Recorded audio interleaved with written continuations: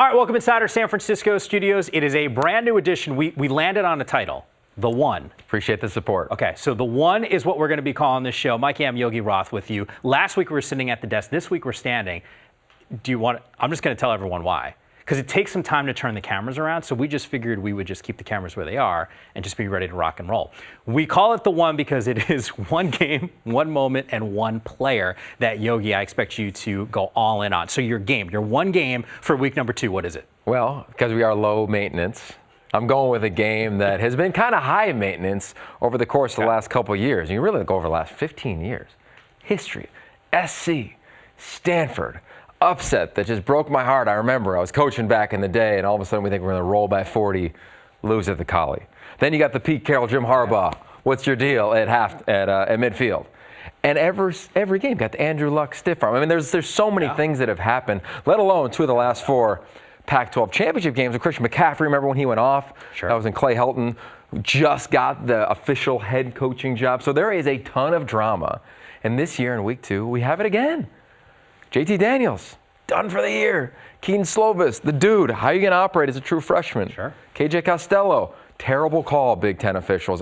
What were you looking at? I'm real curious. That being said, maybe Davis Mills, maybe KJ Costello at the quarterback position. So this game I'm dialed up for. You got to imagine there's a different sense of urgency from both of these teams because realistically, and I know David Shaw said it's a questionable game time type decision for KJ Costello, but we could be looking at 2 highly thought of young quarterbacks that are backups starting in a crucial week 2 game. I mean, Davis Mills, you know both of these guys, but Davis Mills, he was thought of as one of the best quarterbacks in the country a couple years ago. Well, you were with him at the Elite 11, and he was. You know, I think he came in second in the country, whatever you want to kind of call the Elite 11 finalist rankings. He has all the tools. Behind Tua. Behind Tua. He had the best high school tape I had ever seen as a pro-style prospect passer.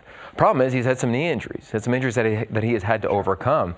And he has, and you look at him, especially in fall camp, we were there, this dude's got great command of this system. So I expect him, if he is the guy, to not flinch. A totally different deal than Kedon Slovis. But what's interesting is we've got old school Davis Mills. He's going to go to the line of scrimmage. You're going to see it on television. He's going to get up there and he's going to go, kill, kill, kill, kill. And he's going to audible to 3 different plays at times. Kedon Slovis is going to roll up there and be like, let's roll. Let's roll. I mean, it's totally different. You got Air Raid, West Coast, David Shaw, well-known, obviously dramatically successful play caller, head coach, former coordinator. Graham Harrell, young, up-and-coming in the Air Raid. I can't wait to watch this shake. All right, so I don't want to get your player unless it's Slovis, but is it Slovis or no? He's the guy that I'm most looking forward to watching. Okay. So I'm just curious because when you step into a situation like this, it's week 1, Fresno State, JT's the dude. You won the backup job. You beat out Jack Sears, you beat out Matt Fink, but you don't expect to be the guy in the second half of a game for the rest of the season. Mentally, like you know him, where is he the type of kid who can take it all in and not have the moment be too big? Like Jaden Daniels, for example, steps in at ASU. We were down there for the game. The dude just looks silky smooth out there, and it didn't look big for him. Is it going to be the same thing with a week to prepare for Slovis? Well, there's a lot of elements to that. Number one, I believe this. When you sign at USC as a quarterback, you're a household name. When you start, you're a Heisman candidate. Like that's what happens with the position. We both know that. That's kind of how it's been the last 15 years, to be quite honest. JT Daniels had huge expectations this year. So that being said, you look at the intangibles. This is a guy who played high school football in Arizona. Yeah. His coordinator and quarterback coach was Kurt Warner. I was in a meeting with him the other day, and we were kind of Google searching where people live, and they showed Kurt Warner's place, and he has like a field in his backyard. Right, so this guy was training in the back of Kurt Warner's house, and not like in the back of our houses with like a little bit of grass. Yeah. He had a lot of grass. So this was he throwing a Torrey Holt?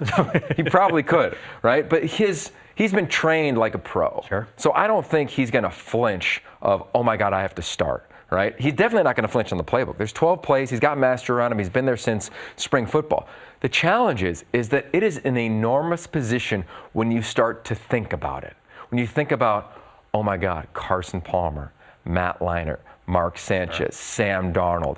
Everybody was a top 10 draft pick. Some went to the Heisman for New York. When you start to think of the enormity of the job, then it's hard. Now, this system is based on simplicity, and that's why he won the job, because he kept it simple. So I think that's going to be the big thing for the coaches in big moments, to keep it simple. And it's going to be tricky because you want to call plays fast so he doesn't have to think a lot, but you also want to run the football and milk the clock so he doesn't have to play a ton, because a freshman, we've seen it with Rosen, we've seen it with Jaden Daniels, guys are going to make mistakes as a true freshman. Josh Rosen, referring to the quarterback from UCLA, as a freshman. So there's a lot of moving parts with this, but I can't wait to watch him play. All right, so your one game was USC-Stanford. Your one player, I forced Slovis on you. Do you have another one quickly before we get to one moment? Well, I'm pumped to watch Jacob Eason. You know, I mean, this dude went off against Eastern Washington. Cal has the best secondary in the North. You can comp them against Utah. They're NFL players all over it, at corner, at safety. Evan Weaver, you'd say he's the top linebacker in this conference. Coin Dang played like an all-conference player a week ago in his debut. How does he do with that speed, with that type of defense, with his center potentially not starting?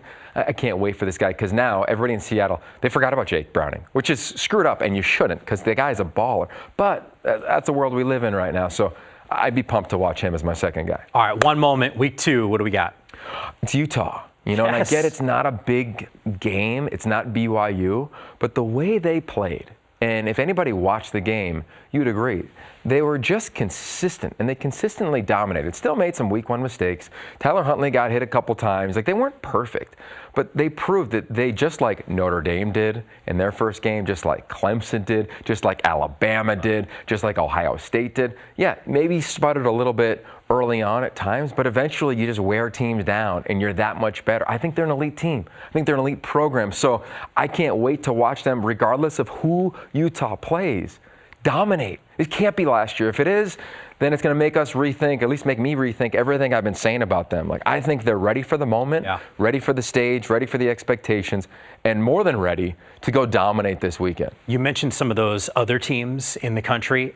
I think it might be more appropriate to use a basketball term. Some other teams survive in advance, and I know there was some slower moments offensively for Utah in the opener against BYU, but they rolled in the second half. I think the biggest concern, and something we talked about on the pregame show when we were down in the desert at ASU about this game, was that slow start offensively. Northern Illinois, the opponent last year, they're on the road, and Utah struggles with them offensively. One offensive touchdown in that game. I think they gave up 6 sacks, 60-some-odd yards rushing. That's not the recipe for success. Like, I would imagine Zach Moss has to have almost a repeat performance like he did in week number 1, close to 200 yards. That I think would silence some more critics. I think the worst thing is the best thing right now for players. The worst thing is, like, they know everything because their phone and all the alerts that pop up.